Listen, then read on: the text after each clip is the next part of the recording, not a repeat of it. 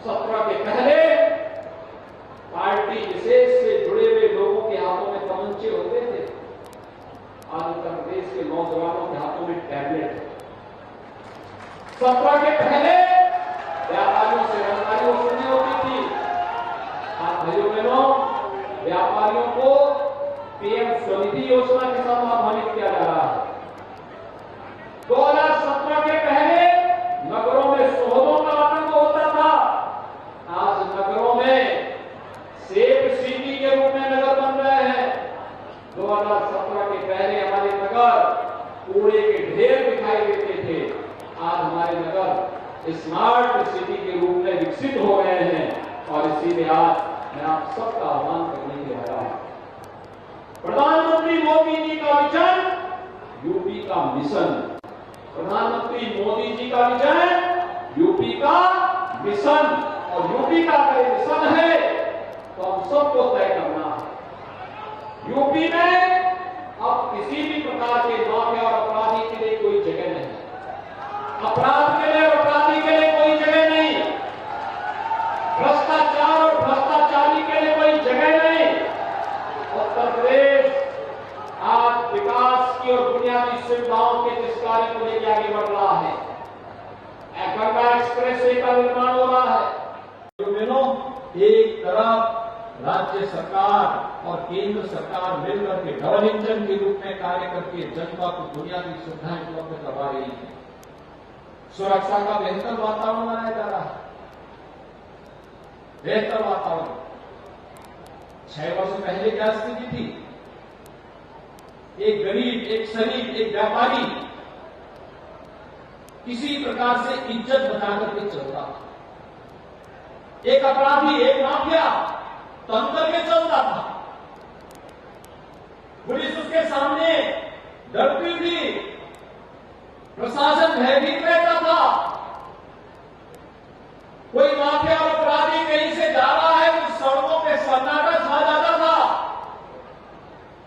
आज आपने देखा होगा, हमने धर्म चक्र को ऐसा घुमाया है कि आज एक गरीब, एक व्यापारी, एक नौजवान, एक बेटी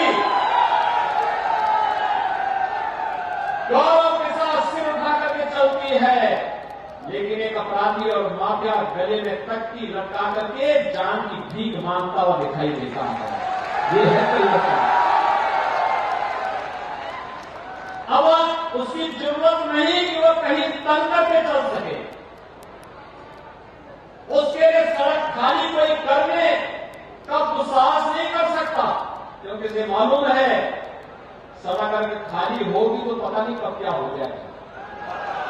इसलिए अब सड़क को खाली नहीं करवाना चाहता है। सड़क पे तंग करके चल भी नहीं सकता है। अगर सड़क पे चलेगा तो तख्ती लटका करके चलेगा कि थोड़ा मुझे जान बकस दो, अब ठेला लगा करके सब्जी बेच करके अपना जीवन निर्वाह करूंगा, लेकिन किसी से रंगदारी वसूली नहीं करूंगा।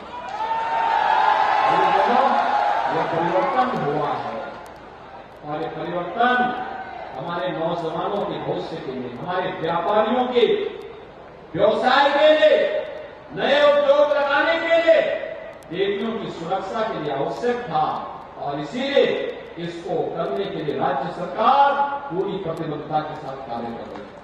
उन्नाव में हमारे 18 नगर निकाय हैं।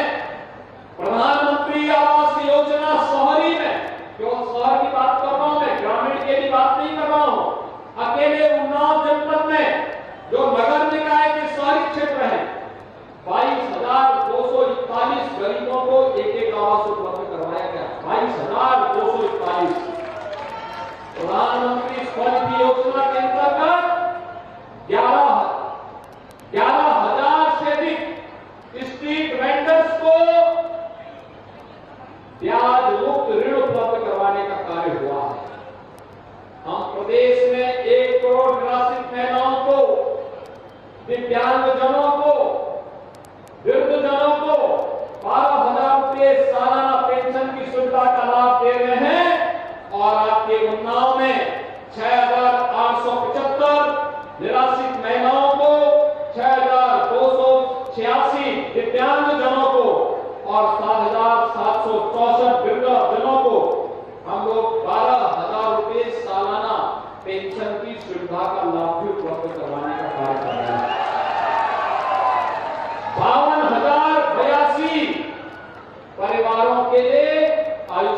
भारत का गोल्डन कार्ड आपके जिले में बन चुका है। भाइयों बहनों, आज दीनदयाल उपाध्याय राष्ट्रीय आजीविका मिशन के अंतर्गत महिला स्वयंसेवी समूह का कार्य हो, चाहे मुख्यमंत्री नगर सृजन योजना में अचलगंज का नगर पंचायत के रूप में सृजन हुआ है, 3 नगर पंचायतों की सीमा विस्तार का कार्य हुआ है, उन्नाव में अमृत स्टेट सेक्टर मिशन के अंतर्गत 359 करोड़ रुपए की 7 परियोजनाएं स्वीकृत हुई है। स्वच्छ भारत मिशन के अंतर्गत भी 18,000 से अधिक व्यक्तिगत शौचालय बनाए गए हैं और कान्हा उपवन का निर्माण का कार्य भी यहां पर हुआ है। 14 नगर निकायों में अंत्येष्टि स्थल के निर्माण का कार्य और 5 नगर निकायों में पंडित दीनदयाल उपाध्याय नगर पंचायत योजना में इन्हें आदर्श नगर पंचायत के रूप में घोषित करते हुए कार्यक्रम आगे बढ़े हैं। आज आपको तय करना है नगर निकाय चुनाव में कि हमारे युवाओं के हाथ में तमंचे होने चाहिए या टैबलेट होने चाहिए,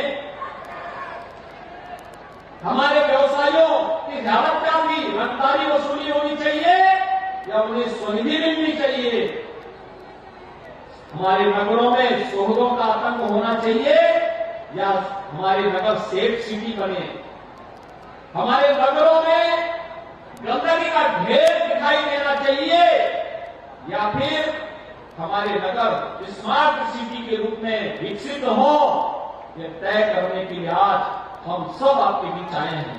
सप्ताह के पहले नगर गंदगी के ढेर में दिखाई देते थे, नगरों में सौदों का आतंक था, व्यापारियों से रंगदारी वसूली होती थी और एक पार्टी विशेष के लोग तमंचा लेकर के घूमते थे, भय और दहशत का माहौल पैदा करते थे। लेकिन भाइयों बहनों, 6 वर्ष के अंदर परिवर्तन आया। आज तमंचा नहीं, आज हमारे युवाओं के हाथ में टैबलेट है, टैबलेट 2 करोड़ युवाओं को टैबलेट दे रहे हैं। आज रंगदारी नहीं, आज व्यापारियों को स्वनिधि दी जा रही है, पीएम स्वनिधि योजना। आज शोरों का आतंक नहीं बल्कि सेफ सिटी के रूप में हमारे शहर बन रहे हैं और आज नगरों में गंदगी का ढेर नहीं बल्कि स्मार्ट सिटी के रूप में हमारे शहर बनते जा रहे हैं। और इसलिए भाइयों बहनों, आज मैं आप सबका आह्वान करने के लिए आया हूं।